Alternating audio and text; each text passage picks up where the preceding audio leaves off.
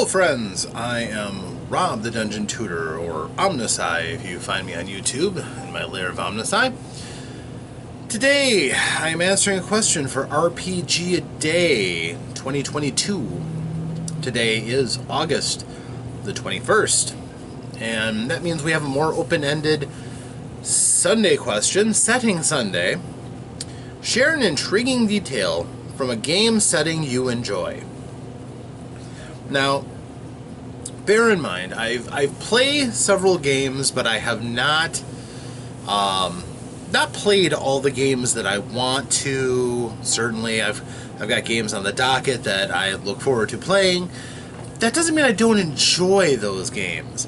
There's something about them that's captured my attention and got me really intrigued in playing the game and collecting the game. So today I'm just going to take one out. This is kind of a secret project of mine, something I intend to pull out and unleash at some point. But this one I would be really surprised if anybody else in the RPG community doing RPGaDay covers this particular game. The game I'm going to talk about today is Torg. Now Torg, which came out from West End Games, this was kind of an interesting what-if scenario. And that what if is that if you consider that extra dimensions were all echoes of basically our world, Earth, and that the possibilities of Earth under certain circumstances being, splintered into different realities, what would happen if those realities came crashing back on Earth at some point, and people from those realities who learn to harness the power that these dimensions had turn their eyes towards Earth, which is a prime world and has some of the most of this potential power. And that was the concept of Torg. So you are playing as a Storm Knight, somebody who can tap into this power and use the power to try to fight against the Dark Lords that are trying to come in and take over Earth. The problem is they have a head start, and they've already splintered the Earth into a variety of these different zones of control, these domains.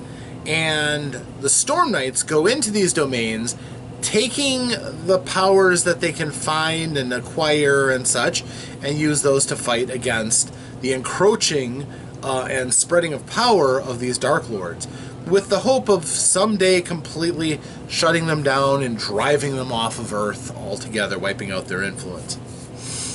Is it possible? Of course, that depends on the game master and everything.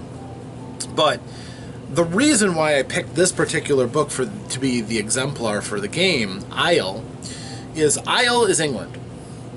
And it is a domain that has been given over to fantasy. Seems to be appropriate. That seems to be a common thread. If you look at Shadowrun, for instance, Shadowrun becomes this great magical kingdom again. Isle and Torg, much the same. And there's kind of been a rout of the Dark Lord there, so the Storm Knights have an ally when an elven queen or princess comes along and says, well, this is what's going on in your world. I'm familiar with the Dark Lords. We've beaten ours, and we'll help you to fight off the ones to save your world. And so your characters can learn magic. Your people out of 20th century Earth, because remember, this is back in quite a while ago.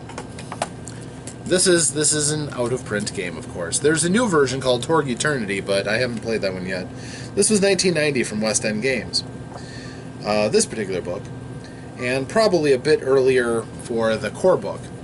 But that's the idea, is that your characters can take high technology from Nippon, they can get toughened up and learn spiritual magics from the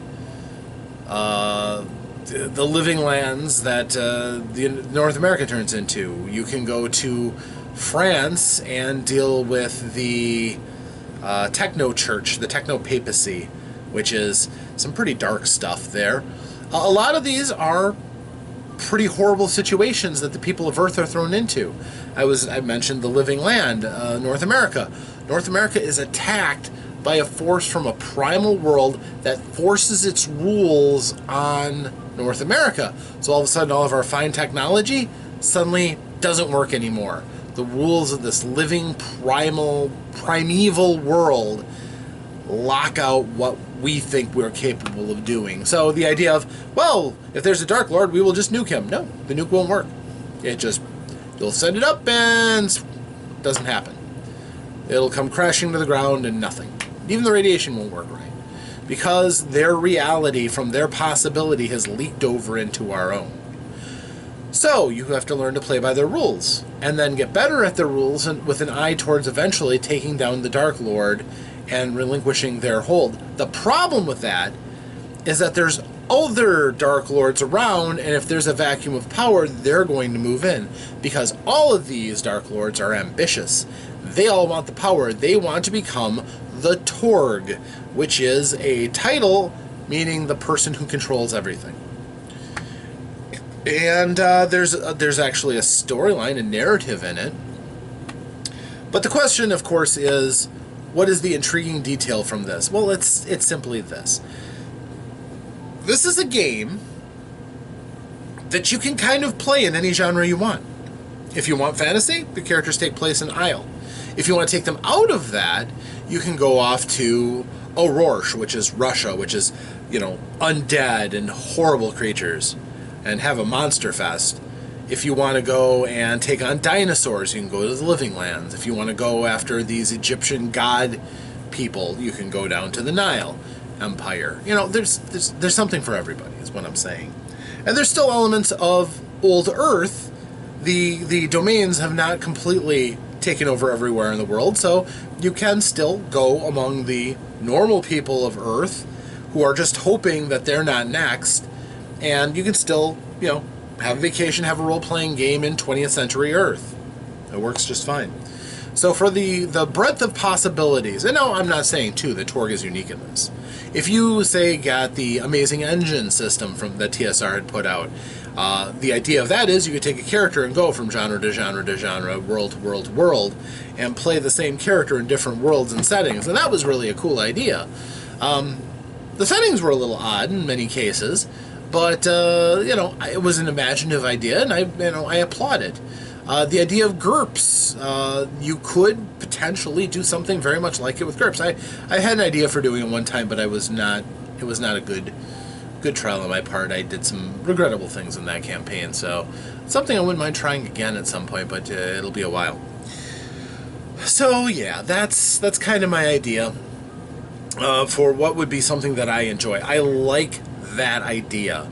I like the idea that your character can eventually become a wizard, a soldier of fortune, with spiritual powers, who understands super advanced technology, can turn all of that as a high-level Storm Knight against the Dark Lords themselves, and possibly break their dark holds and work towards defeating and driving them out of Earth. And maybe one success cascades into another, they work with other Dark Lords. I think it could be, or they work with other Storm Knights, not Dark Lords. Maybe they do work with other Dark Lords, because some of them would certainly love to backstab the others. Sure, okay. But that is something that I think is pretty fine, and I do hope to play, and, I'd love to play Torg, but I hope to run Torg someday for my friends, and tell a heck of a story. I have many of the old books. I think I have most of the world books, so I could run a pretty decent game, I think, where they travel from place to place to place. So, yeah, we'll see. But anyhow, my friends, that is the answer for another question for the RPGaDay. If you enjoyed this and think you might want to, know what these questions are, so that maybe you can make a post on social media or a video yourself or a blog or something like that, you can find those at RPGaDay.com. If you, hey, this is something that I enjoy, maybe you loved Torg too for the same reason, or maybe you've got a game that you think is pretty special and has a mechanic or something that you want to bring to light, or a setting that has something really neat about it, feel free to leave it in the comments, or go to my Dungeon Tutor Facebook group and we can start up a conversation there, or maybe just send me a message to my Omnisci page. I'm certainly happy to hear from you any way you want, but it would be nice to hear from you, so great. Thank you for joining me today. I do appreciate it. You keep me going with all of this. So, until next time, my friends, I am Rob the Dungeon Tutor, or Omnisci, and once more, thank you for being here, and until that next time, roll some dice, play some games, have some fun, and farewell.